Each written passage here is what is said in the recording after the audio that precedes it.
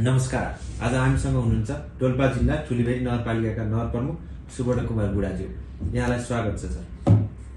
हजुरहरूले हार्दिकता साथ नमस्कार। म सुवर्ण कुमार बुढा, डोल्पा जिल्ला ठुलीबेरी नगरपालिका वार्ड नम्बर 6, हाल ठुलीबेरी नगरपालिका नगर प्रमुख। ठुलीबेरी नगरपालिकाको हालको विकासको अवस्थालाई तपाईँ कसरी मूल्याङ्कन गर्नुहुन्छ? ठुलीबेरी नगरपालिकाभित्र हालको विकासको क्रमहरू एकदम जारी नै छ हैन। त्यहाँको विकट भौगोलिक स्थितिको कारणले धेरै उतार चढावहरू समस्याहरू छ हैन। त्यो आम नागरिकले भोगेको कुरा हो। त्यसलाई कसरी आम नागरिकहरूलाई चाहिँ विकास निर्माण साथै उहाँहरूलाई चाहिँ सुविधा सम्पन्न गर्नुपर्छ भन्ने कुराहरूमा स्थानीय सरकार लागिरहेको छ। यसमा त्यहाँको चाहिँ खानेपानी लगायत विद्यालय, शिक्षा, स्वास्थ्य हैन, मोटर बाटो, पुल पुलेसादेखि सम्पूर्ण कुराहरूमा चाहिँ स्थानीय सरकारले नजिकबाट नियालेर विकास निर्माणको कुराहरूलाई क्रमगत हिसाबले अगाडि बढिरहेको अवस्था छ। नगरपालिकामा शिक्षा, स्वास्थ्य र पूर्वाधार क्षेत्रको सुधारका लागि तपाईँले के कस्ता कदम चाल्नु भएको छ?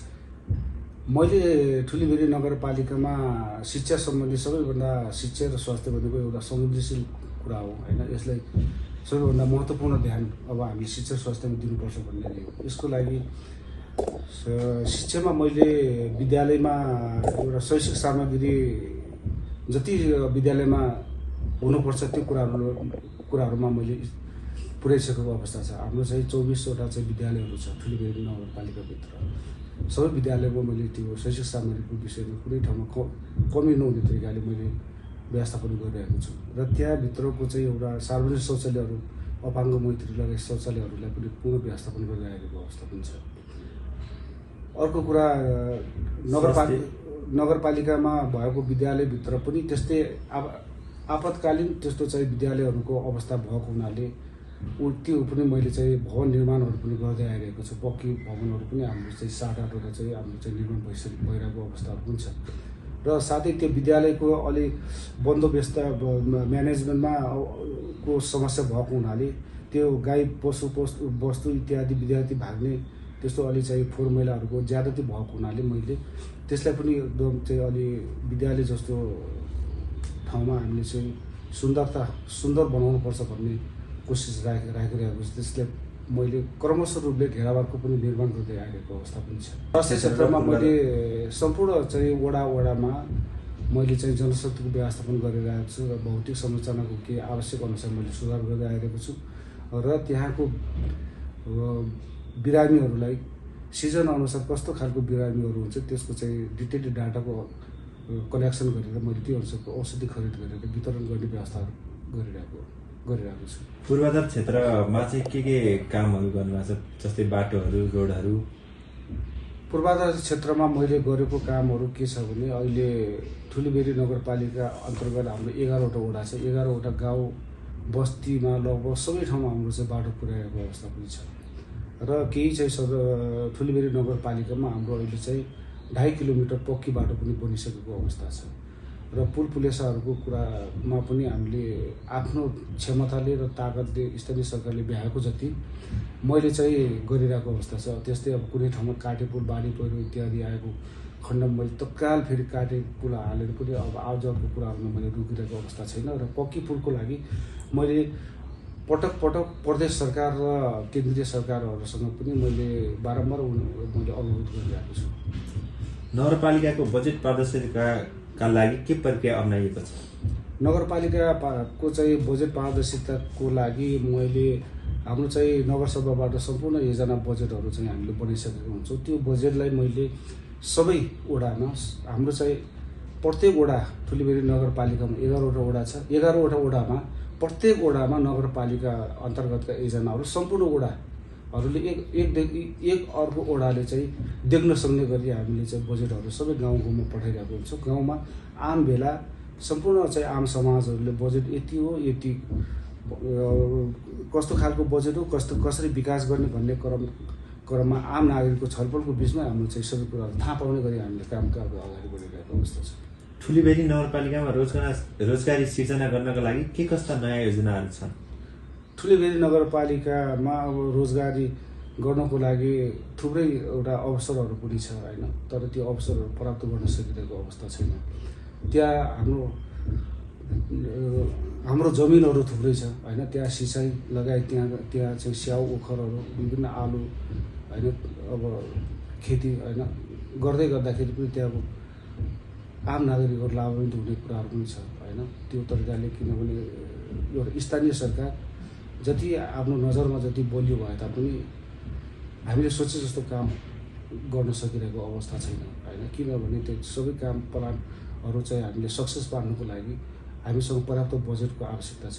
बजेट हाम्रो चाहिँ दुर्गम भौगोलिक विकटता छ, त्यहाँ समस्याहरू छ, तर राज्यको सम्बन्धित निकायहरूले बुझ्नुपर्ने कुराहरू के थियो भने यो जुन चाहिँ सहरमा विकास भइरहेको छ होइन, जनसङ्ख्याको घनत्व छ, यहाँ व्यापार व्यवसाय थुप्रै छ, यहाँ रासो आफैमा आत्मनिर्भर गर्नेहरू गरिरहने ठाउँहरू पनि थुप्रै छ होइन। यस्तो ठाउँमा जुन ठाउँमा पनि अब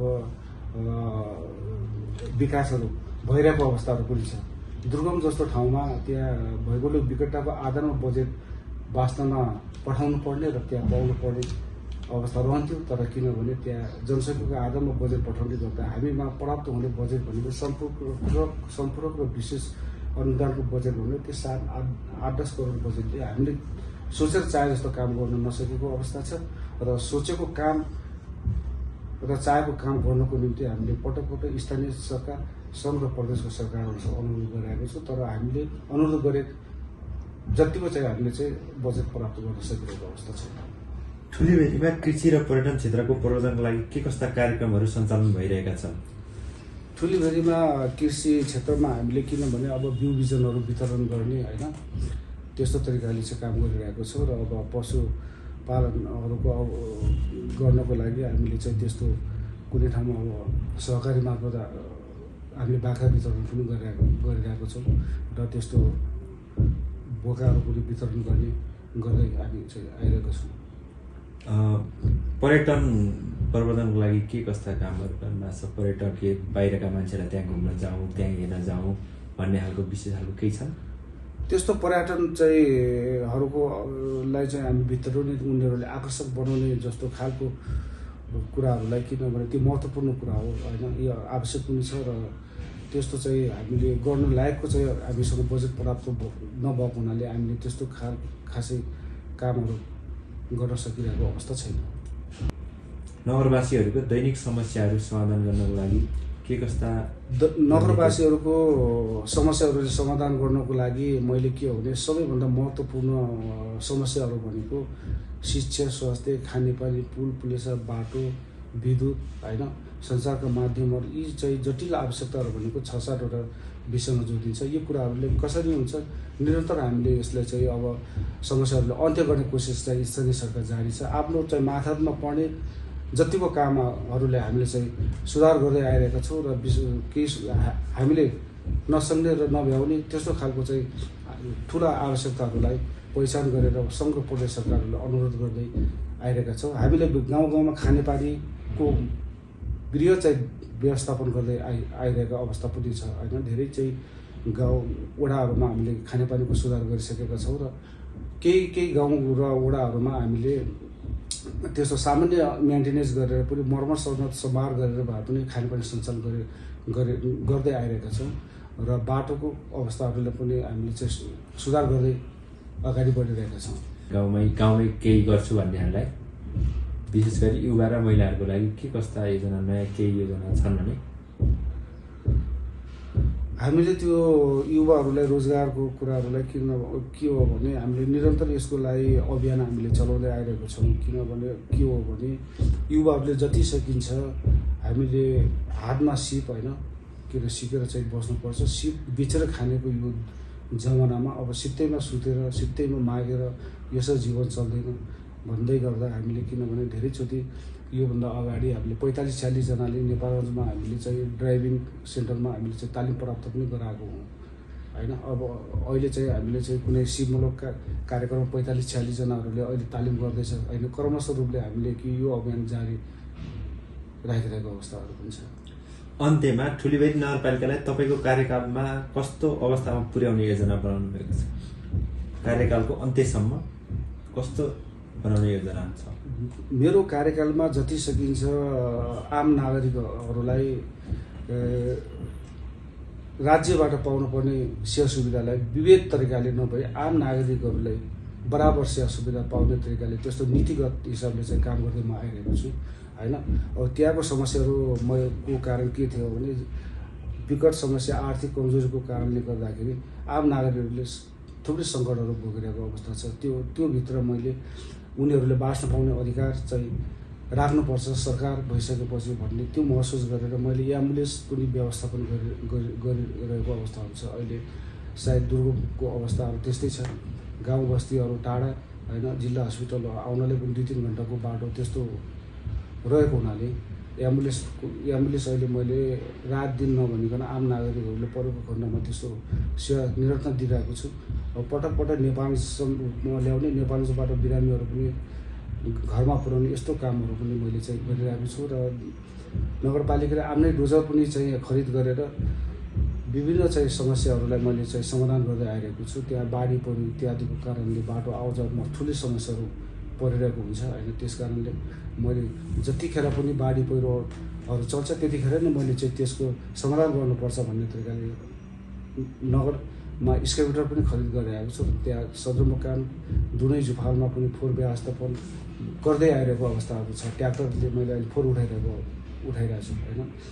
अनि चाहिँ अर्को कुरा, नागरिकहरूले चाहिँ अब सेवा लिनको लागि चाहिँ सहरमा आउनु पर्ने होइन, सामान आफ्नो चाहिँ व्यक्तिगत कुराहरूमा पनि अब काम गर्नको निम्ति पनि बजार आउनु पर्ने भएको हुनाले आउन जानमा ठुलै एउटा चाहिँ भाडा दरको मर्का परेको हुनाले मैले नगर बस सञ्चालन पनि गरिरहेको छु। अहिले नगर बसले सम्पूर्ण आम नागरिकहरूले सस्तो र सुलभ तरिकाले उनीहरूले आवत जावत गर्ने वातावरण सिर्जना भइसकेको छ, गरिरहेको छु।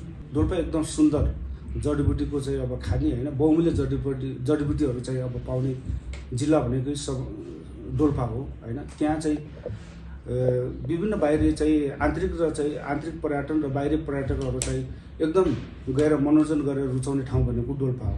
यसलाई हामीले चाहिँ सेप फोक्सुन्डो ताल पनि होइन चाहिँ हाम्रै जिल्लामा पर्छ। अनि त्रिपुरा सुन्दरी मन्दिर पनि चाहिँ हाम्रै चाहिँ जिल्लामा पर्छ होइन।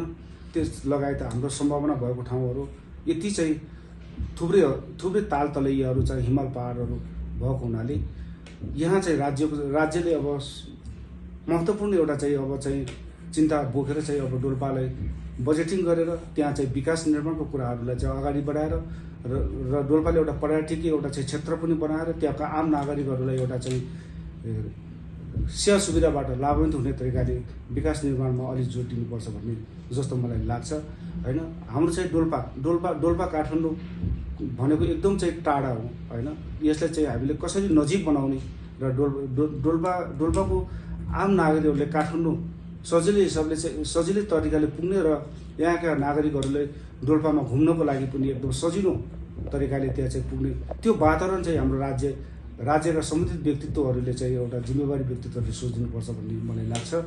हाम्रो डोल्पाको सदरमुकाम दुनैबाट जुफाल उठ्दा माछल हुँदै हाम्रो चाहिँ पूर्वी रुकुम हुँदै ढोरपाटन र बेनी लगायत काठमाडौँमा आउने बाटो यति छोटो बाटो छ होइन। यसलाई किनभने हामीले चाहिँ ठुलो बृहत योजनाको चाहिँ एउटा चाहिँ लक्ष्य बोकेर लिएर अगाडि बढ्यौँ भने वास्तवमा डोल्पा र काठमाडौँ यति नजिक हुने सम्भावनाहरू छ र पर्यटकीय स्थल पनि अति सुन्दरता भएको चाहिँ एउटा चाहिँ ठाउँ रहनेछ। त्यस कारणले हामीले स्थानीय सरकारले गर्ने भनेको एउटा आफूले पाएको बजेटबाट जति सकिन्छ त्यो कामहरू प्रोसेसिङमा गएर त्यहाँ चाहिँ एउटा नागरिकका समस्याले समाधान गर्ने हो भने हामीले चाहिँ त्यहाँका ठुला समस्याहरूलाई हामीले चाहिँ एउटा प्लानिङ बनाएर त्यसलाई एउटा चाहिँ प्रस्ताव बनाएर हामीले प्रदेश र सङ्घ सरकारले हामीले गर्ने हो। तर उहाँहरूले चाहिँ हामीले स्थानीय सरकारका आवश्यकताहरूलाई पूर्ति गर्नको लागि र राज्यका ठोस विकास र प्लानहरूलाई उजागर गर्नको लागि राज्य अब निरीह हुनु हुँदैन। यसलाई चाहिँ अलि चाहिँ संवेदनशील तरिकाले सोचेर अगाडि बढ्नुपर्छ भन्ने कुराहरू मैले सङ्घ र प्रदेश सरकारहरूलाई पनि मैले अनुरोध गर्दछु। अन्त्यमा ठुलीबेरीका जनतालाई के भन्न चाहनुहुन्छ? मैले मेरो आम नागरिक ठुलीबेरी नगरपालिका जनसमुदायहरूले मैले के भन्न चाहन्छु भने स्थानीय सरकार हो। स्थानीय सरकारले जनताको नजिकको सरकार, जनताको हरेक आवश्यकताहरू किनभने दिनरात नजिकबाट निहालेर हेरेको अवस्था पनि छ होइन, त्यो मैले बुझिरहेको छु। तर त्यो टोटल्ली उहाँहरूको समस्याहरूलाई समाधान गर्नुको लागि एउटा स्थानीय सरकारले मात्रै चाहेर सम्भव छैन होइन। यसको निम्ति हामीले सङ्घ प्रदेश विभिन्न निकायका सरकारहरूले पनि तल्लो स्तरको आम नागरिकको जीवनस्तरलाई कसरी परिवर्तन गर्ने र उहाँहरूलाई चाहिँ एउटा निकास दिएर एउटा सुविधामा सम्पन्न गरेर माथि उठाउने भन्ने कुराहरू सबैको चासो रहनुपर्छ भन्ने मलाई लाग्छ होइन। मैले आफ्नो कार्यकालमा जति सकिन्छ सबैभन्दा परिवर्तन विकास भन्ने कुरो एउटा सिस्टमेटिक हिसाबले आज या भोलि या पर्सि हुँदै जान्छ होइन। तर सर्वप्रथम हामीले के गर्नु भने विकासको मूल जग नै हामीले बसाल्नु ठुलो कुरा हो। यसलाई हामीले निरन्तरता दिनुपर्छ होइन।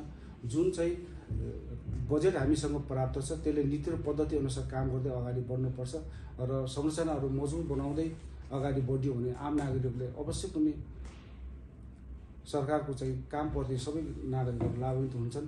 यसको लागि चाहिँ मैले उहाँहरूलाई चाहिँ मैले पटक अनुरोध गर्न चाहन्छु। आफ्नो अमूल्य समयको लागि धेरै धेरै धन्यवाद। धन्यवाद हजुर।